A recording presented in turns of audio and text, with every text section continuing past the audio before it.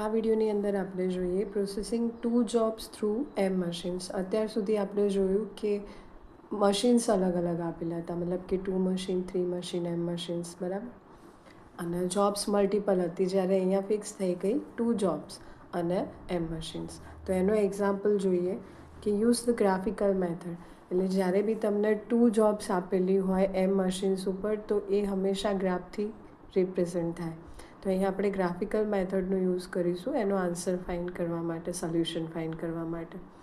તો use the graphical method to minimise the time required to process the following jobs on machines shown. આપણને જે machine આપ્યા એની ઉપર આ જે 2 જોબ્સ આપી એને પરફોર્મ કરવા માટેનો જે ટાઈમ હોય એ મિનિમમ થાય એ આપણે જોઈએ. For each machine find the job that should be done first. એટલે કે દરેક મશીન ઉપર પહેલી જે જોબ આપેલી હોય એ પહેલાં પૂરી થઈ જવી જોઈએ, એના પછી જ બીજી જોબ જે હોય એ આપણી સ્ટાર્ટ થાય. જેટલા બી મશીન્સ આપેલા હોય એ દરેક મશીન માટે. Also calculate total elapsed time to complete both jobs. એટલે છેલ્લે આપણે શું ફાઇન્ડ કરવાનું થશે, ગ્રાફને ડ્રો કર્યા પછી જે ટોટલ ઇલેપ્સ ટાઈમ હોય જોબ 1 અને જોબ 2 માટેનો એ. હવે અહીંયા બાકીની જે ડિટેલ્સ આપી કંઈક આ રીતે આપી.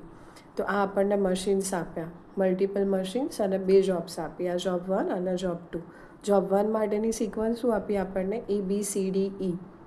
અને જોબ 2 માટેની સિક્વન્સ આપી BCADE. નીચે જે ટાઈમ આપ્યો એ કલાકની અંદર દરેક જોબને દરેક મશીન ઉપર પરફોર્મ, મતલબ કે ફર્સ્ટ જોબને અલગ અલગ મશીન ઉપર પરફોર્મ કરવા માટેનો ટાઈમ. તો આપણે અહીંયા શું કરીશું કે સૌથી પહેલાં તો બંને જોબનો જે ટોટલ પ્રોસેસિંગ ટાઈમ લાગતો હોય એ આપણે ફાઇન્ડ કરી દઈશું. તો જોબ 1નો અલગ અલગ મશીન ઉપર આ જોબ પરફોર્મ કરવા માટેનો ટોટલ ટાઈમ કેટલો થાય, જેનાથી આપણને ગ્રાફ ડ્રો કરવામાં થોડું ઇઝી થઈ જશે. તો જુઓ અહીંયા આપણને ટાઈમ મળશે 17 hours, બરાબર. અને જોબ 2 માટેનો ટોટલ ટાઈમ કેટલો થશે, 20 hours. તો જ્યારે આપણે ગ્રાફ ડ્રો કરીએ તો ધ્યાન રાખવાનું કે જોબ 1ને આપણે ક્યાં રિપ્રેઝેન્ટ કરીશું, એક્સ એક્સિસ ઉપર. જોબ 1 ક્યાં આવશે, એક્સ એક્સિસ ઉપર, આપણી જે હોરિઝોન્ટલ લાઇન હોય. અને જોબ 2નું જે આ સિક્વન્સ આપી એને આપણે ક્યાં રિપ્રેઝેન્ટ કરીશું, જે ટાઈમ ડ્યુરેશન આપ્યો એને વાય એક્સિસ ઉપર. ઓકે, તો પહેલાં આપણે ગ્રાફ ડ્રો કરી લઈએ. ગ્રાફની અંદર આપણે શું ધ્યાન રાખવાનું કે એક્સ એક્સિસની અંદર મેક્સિમમ આપણે કેટલા જોઈશે, 17 hours. એટલે તમે જે પ્રમાણે જે આપણે મેઝરમેન્ટ લઈએ કે 1 centimetre is equal to 1 unit અથવા તો 1 hour લઈશું આપણે અહીંયા, તો એક્સ એક્સિસ માટે ક્યાં સુધી જવાનું, 17 સુધી જવાનું. અને વાય એક્સિસ માટે ક્યાં સુધી જવાનું, 20 સુધી જવાનું. એટલે દરેક વખતે જ્યારે બી તમે આ ટાઈપનો એક્ઝામ્પલ સોલ્વ કરતા હો તો બંને જોબ્સ માટેનો પહેલાં તો તમારો એનો જે ટોટલ પ્રોસેસિંગ ટાઈમ હોય એ ફાઇન્ડ કરી લેવાનો. એના પછી જોબ 1 માટે જે ટોટલ મળતું હોય એ પ્રમાણે મેઝરમેન્ટ લઈને, જો પેજની અંદર કવર ના થતું હોય તો થોડું એડજસ્ટ કરી દેવાનું કે 0.5 બરાબર 1 યુનિટ લેવાના.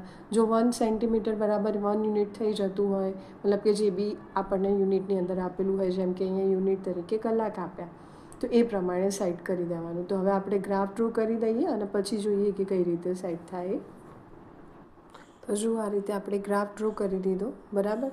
આ એક્સ એક્સિસ લીધી આપણે, જે આપણે જોબ 1ની અંદર આપણને જે ટોટલ પ્રોસેસિંગ ટાઈમ મળ્યો હતો ત્યાં સુધી આપણે 1 સેન્ટીમીટર બરાબર 1 hour એ રીતે લીધું અહીંયા. અને એ જ રીતે વાય એક્સિસ ઉપર આપણે જોબ 2 માટેનું જે ટોટલ પ્રોસેસિંગ ટાઈમ મળ્યો તો આપણને કેટલો, 20 hours, એ આપણે અહીંયા લઈ લીધો, બરાબર, 20 hours. અને એને આપણે પ્લોટ કરી દીધા. એ પણ 1 સેન્ટીમીટર બરાબર 1 યુનિટ. પણ એવું કમ્પલસરી છે નહીં કે તમારે દરેક જગ્યાએ બંને બાજુ સરખું મેઝરમેન્ટ લેવું.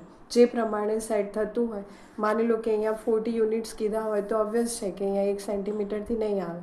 તો પછી આપણે શું ધારી લઈએ કે જે 1 સેન્ટીમીટર હોય તો એના બરાબર 2 યુનિટ, કે એ રીતે આપણે થોડું માપ જે હોય એને શું કરીશું, એડજસ્ટ કરી દઈશું.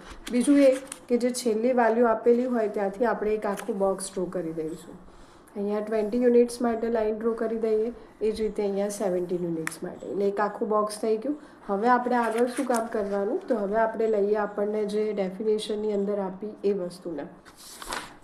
તો જુઓ, સૌથી પહેલાં જોબ 1ની વાત કરીએ. તો જોબ 1 માટે પ્રોસેસિંગ ટાઈમ કેટલો આપ્યો, 3 કલાક. કઈ જોબ માટે, એ માટે.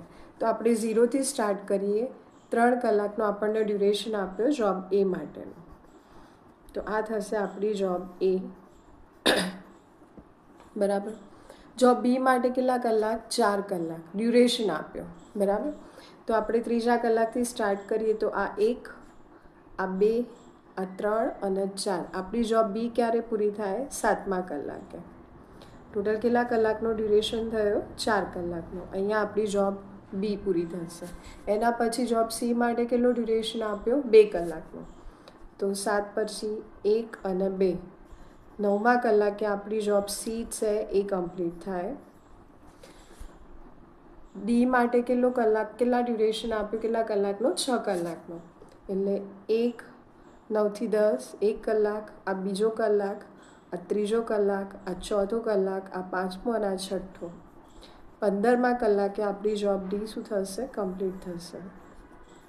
ટોટલ કેટલા કલાકનો ડ્યુરેશન થયો? આ 6 કલાકનો. અને છેલ્લી જોબ ઈ કેટલા કલાકની આપી? 2 કલાકની. તો 15થી 16 અને 16થી 17, 2 કલાક થઈ ગયા. અહીંયા આપણી જોબ ઈ કમ્પ્લીટ થાય. બરાબર. આ આપણે લાઇનિંગ કરી દીધી આ જોબ 1 માટે. એ જ રીતે હવે જોબ 2 માટે કરીએ. અથવા તો પહેલાં એક કામ કરીએ કે અહીંથી લાઇન ડ્રો કરી દઈએ. આ ત્રીજા કલાકે આપી તો અહીંથી આપણે એક ઊભી લાઇન ડ્રો કરીશું આખી. ક્યાં સુધી? છેક ઉપર સુધી.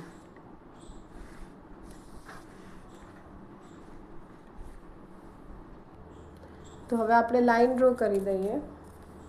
અહીંથી લાઇન ડ્રો કરીશું. આ ક્યાં સુધી જઈશું આપણે? છેક આ ઉપરની લાઇન છે એને ટચ કરે ત્યાં સુધી આખી સળંગ લાઇન ડ્રો કરી દઈએ આ રીતે બધામાંથી.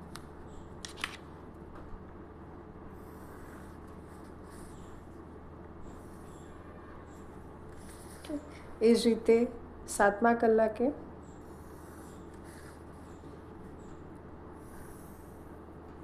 કદાચ ઉપર થોડો વ્યૂ તમારો કટ થઈ જાય તો એ આપણે લાસ્ટમાં જોઈશું. ખાલી હાલ તો લાઇન ડ્રો કરવાની છે એટલે વાંધો નહીં આવે. એ જ રીતે આ 9માંથી નેક્સ્ટ લાઇન આવશે આપણી.